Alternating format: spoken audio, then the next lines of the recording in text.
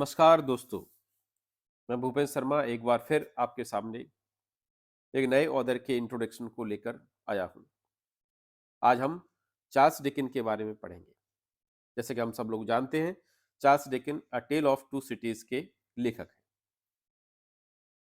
जैसा कि आप सबको दिख रहा होगा, चार्ल्स डिकिन हमारे सामने है, तो इनके बारे में हम थोड़ा सा जानेंगे। चार्ल्स डिकिन विक्टोरियन पीरियड से आते हैं, विक्टोरियन नोवेलिस्ट कहे जाते हैं। एक चीज और मैं बताना चाहता हूँ कि विक्टोरियन एज जो है वो 1837 से 1901 के पीरियड का माना जाता है। इनका जन्म भले ही 1812 में हुआ है, लेकिन ये विक्टोरियन एज के एक महान लेखक के रूप में जाने जाते हैं। आइए आज हम इनके बारे में पढ़ने वाले हैं। Charles Dickens was born in Portsmouth Hampshire. तो चार्ल्स डिकिन का जन्म पोर्ट्समाउथ हैम्पशायर में हुआ था, जो कि इंग्लैंड में स्थित है। 1812 में he was the second of 8th children of John and Elizabeth Dickens. तो चार्ल्स डिकिन अपने पिता जॉन डिकिन और एलिजाबेथ डिकिन के 8 बच्चों में सेकंड नंबर के बच्चे हैं। Dickens father was a clerk in naval pay office while his mother had been in service to the Lord Crewe. तो ये थोड़ा इंपॉर्टेंट फैक्ट है, ध्यान रखिए बेटा भाई दोस्तों। चार्ल्स डिकिन के फादर जो थे वो नेवल पे ऑफिस में एक क्लर्क के रूम में काम करते थे, और उनकी माँ जो थी वो लॉर्ड क्रू में सर्विस देने का कार्य करती थी। ठीक है, तो इन दोनों को हमें नोट डाउन कर लेना है। इन 1824 Dickens father was A president for डेब्ट। तो 1824 में डिकिन के पिताजी को रिश्वत लेने के कारण जेल हो गई। The entire family except Dickens were sent to the Marshalsea prison along with their father. तो डिकिन को छोड़कर पूरा का पूरा परिवार को मार्शल सी प्रिजन में उनके पिता के साथ भेज दिया गया था। Dickens was sent to work in a blacking warehouse. तो डिकिन को कहाँ भेज दिया गया? डिकिन को ब्लैकिंग वेयर हाउस में भेजा गया। ब्लैकिंग वेयर हाउस कौन सा था? जो ये ब्लैकिंग वेयर हाउस उसका नाम भी है, और साथ ही साथ कोयले की वेयर हाउस को हम क्या है, ब्लैकिंग वेयर हाउस भी कहते हैं। Where he pasted labels on bottle for 6 shillings a week. जहां पर चार्ल्स डिकिन बोटल्स पर लेबल चिपकाने का कार्य करते थे, और इसके लिए उन्हें एक वीक में 6 सेलिंग्स मिलते थे। When his family positions improved, Dickens attended a school in London between 1824 and 1827। तो जब उनकी परिवार की स्थिति ठीक हुई, तो चार्ल्स डिकिन ने अपने स्कूल को अटेंड करना शुरू कर दिया। उन्होंने 1824 से 1827 तक विद्यालय लगातार गए। Dickens was forced to leave school again in 1827, लेकिन डिकिन को जबरदस्ती स्कूल को 1827 में छोड़ना पड़ा। When his family was evicted from their home in the Somers town for unpaid rent dues। ऐसा इसलिए था क्योंकि उनके परिवार ने जिस मकान में वो किराए से रहते थे उसका किराया नहीं दिया था, जिस कारण से उनकी आर्थिक स्थिति फिर से गड़बड़ा गई और उन्हें फिर से विद्यालय से निकालना पड़ा। ठीक है, Dickens learns shorthand and begin his career as a journalist. Dickens ने उसके बाद शॉर्ट हैंड को सीखा और उन्होंने एक जर्नलिस्ट के रूप में अपने कैरियर की शुरुआत की। He work as a parliamentary reporter for 2 London newspapers. उन्होंने 2 प्रमुख लंदन न्यूज़पेपर्स को के पार्लियामेंट्री रिपोर्टर के रूप में कार्य किया। Around this time he also fell in love with the Maria Beadnell. इसी समय इनको मारिया ब्रेडनेल नामक लड़की से प्रेम हो गया। But her father objected to match on grounds of Dickens low social status.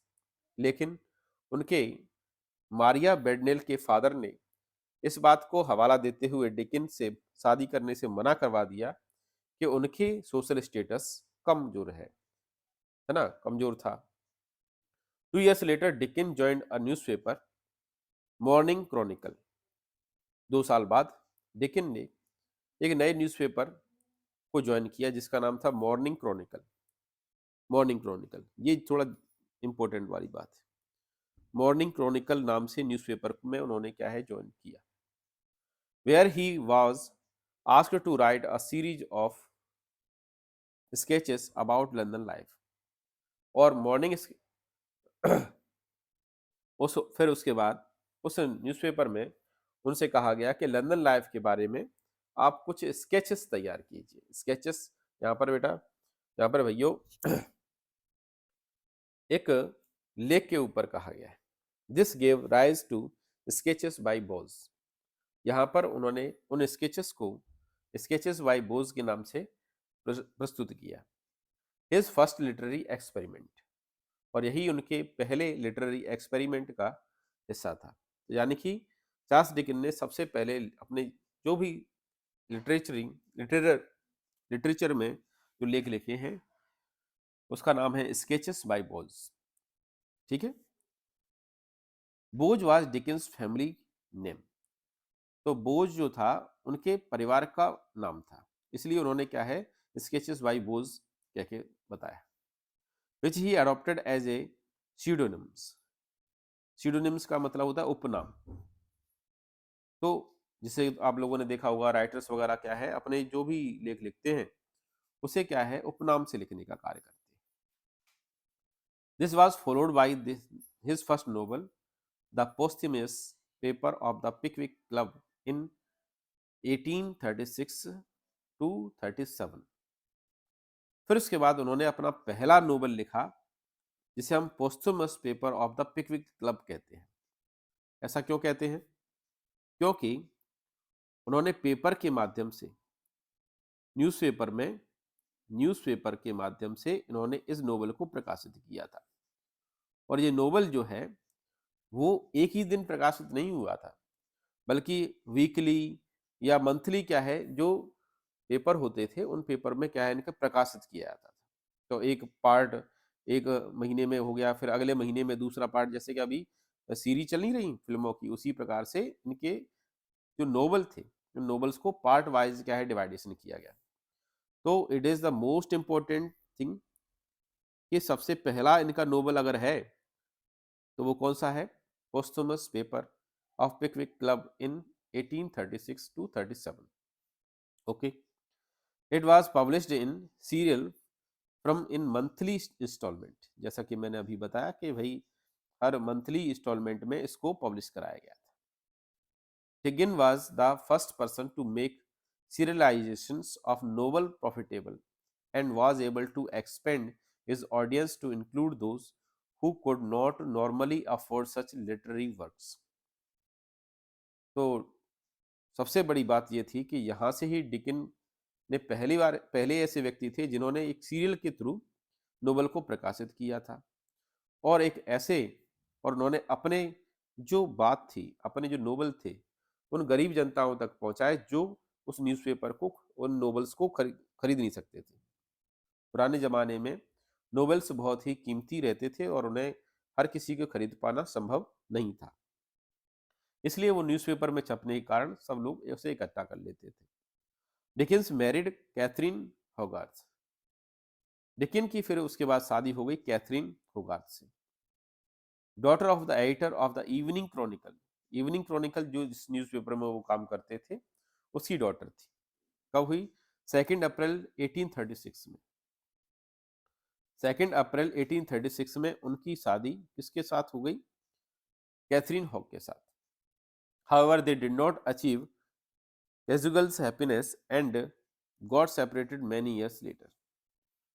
हालांकि उनकी जो शादी थी उसमें ज़्यादा खुशहाल नहीं रही, कुछ समय बाद वो अलग अलग हो गए। Dickens' next novel, Oliver Twist and the Nicholas Nickleby. तो ऑलिवर ट्विस्ट और निकोलस निकलबाई उनका दूसरा दूसरा नोवेल था, ठीक है। और यहीं से एक वो नोवेलिस्ट के रूप में प्रख्यात हो गए कि हाँ, ये कोई व्यक्ति है जो अच्छा नोवेलिस्ट है। Oliver Twist was the story of the an orphan who endure a miserable existence in the workhouse. तो इसके बाद उन्होंने कौन सी लिखी, तीसरा कौन सा था, ऑलिवर ट्विस्ट, जिसमें उन्होंने एक ऑर्फन के बारे में बताया है कि एक ऑर्फन का जीवन कैसे रहता है। These novels was responses to the New Poor Law of 1834। ये नोबल जो था, ये नए कानून जो था पुअर लॉ, जो 1834 में प्रकाशित हुआ था, उसके ऊपर था। Dickens most popular novels are David Copperfield, David Copperfield भी नेक्स्ट है, हार्ड टाइम्स है, ए टेल ऑफ टू सिटीज, जिस इसकी बात अगर हम करें तो इसको हमने क्या है पढ़ना है, ठीक है। वैसे तो सारे ही सारे पढ़ने हैं, इतनी नॉलेज हमें होनी चाहिए कि हमारा जो राइटर है वो राइटर ने कौन कौन से लिखे हुए हैं, कब कब लिखे हुए हैं, उनको भी हमें याद रखना है। क्योंकि कभी कभी ऐसे क्वेश्चंस पूछ लिए जाते हैं जिसमें ये भी पूछ लिया जाता है कि ये वाली जो राइट नोवेल है वो किसने लिखा है और ये कब लिखा है। तो अगर हमारे सिलेबस में राइटर हैं तो उनके नोवेल्स को हमें याद रखना चाहिए और उसके हीरो और हीरोइन के बारे में भी थोड़ा हमें पता होना चाहिए। He also wrote Christmas stories, उन्होंने क्रिसमस स्टोरीज को भी लिखा है, and most of which is a Christmas carol, उनमें से सबसे मोस्ट इंपॉर्टेंट है क्रिसमस कॉरल। ओके, तो स्मार्ट फैक्ट्स हैं, आप चाहें तो इनको भी पढ़ सकते हैं, ये भी क्या है थोड़े से ठीक है। Dickens travels abroad in 1840s first to America, Dickens की यात्राएं 1840 में शुरुआत हुई और सबसे पहले वो अमेरिका गए, एंड देन थ्रू यूरोप, और फिर उसके बाद Europe, where he also gave the public readings from his works during the travels abroad। तो जहाँ पर उनकी पब्लिक रीडिंग होती रही, पढ़ते रहे, लिखते रहे, काम चलता रहा। During the 1850s Dickens suffered to devastating losses, तो इसी बीच में क्या है, डिकन को दो बहुत बड़े बड़े लॉसेस हुए, the death of his daughter and his father, उसी समय उनके पापा की और उनकी डॉटर की डेथ हो गई।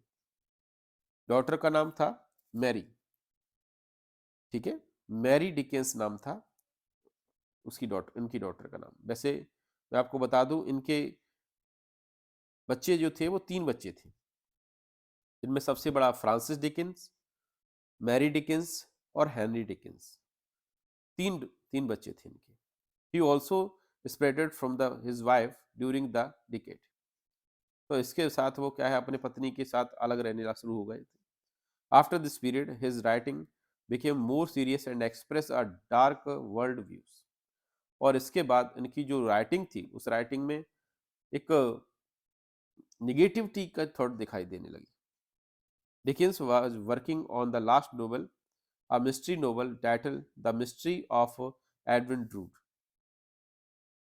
तो इनका ये लास्ट नोवेल पूछ लिया जाता है कि भाई इनका लास्ट नोवेल कौन सा है, मिस्ट्री ऑफ एडविन ड्रूड, इसको थोड़ा सा फोकस करने की हमें जरूरत है। During the time of his death this work remained unfinished as Dickens death of stroke in 1870, तो 1870 में इनकी डेथ हो गई।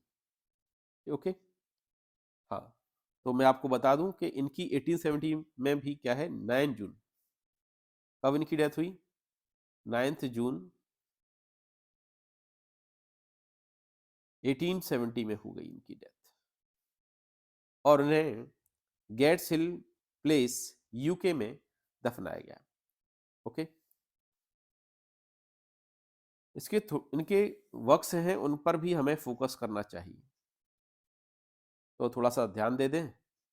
तो नोवेल्स हैं पोस्थुमस पेपर ऑन पिकविक क्लब 1836 से 37, एडवेंचर ऑफ ओलिवर ट्विस्ट 37 से 39, life and adventure of Nicholas Nickleby 1838 से 39, ओल्ड क्यूरियोसिटी शॉप 1840 से 41,